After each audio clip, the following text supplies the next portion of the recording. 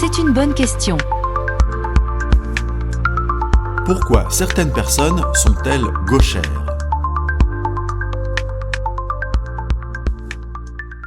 Vous l'avez sûrement remarqué, certaines personnes utilisent en priorité leur main gauche, notamment pour écrire, alors que la majorité d'entre nous se sert plutôt de sa main droite.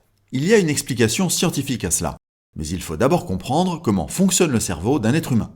Les scientifiques ont appris que les deux hémisphères du cerveau fonctionnent indépendamment, et chaque hémisphère du cerveau a ses propres fonctions. Suite à de nombreuses séries d'expériences scientifiques, il a été démontré que l'utilisation d'un œil ou de l'autre impacte le fonctionnement du cerveau.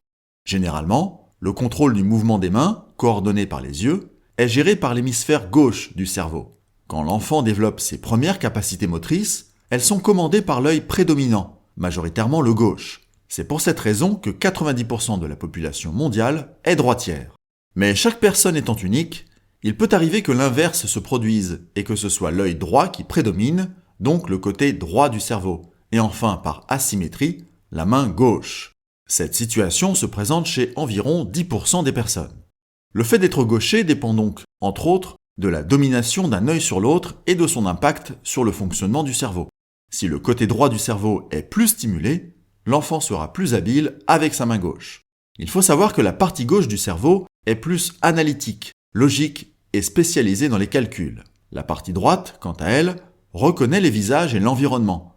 Elle gère aussi l'habileté spatiale, c'est-à-dire la motricité des mains, et les facultés artistiques. C'est pourquoi il a été aisé de mettre en relation l'organisation du cerveau, ses fonctions et son influence sur le comportement.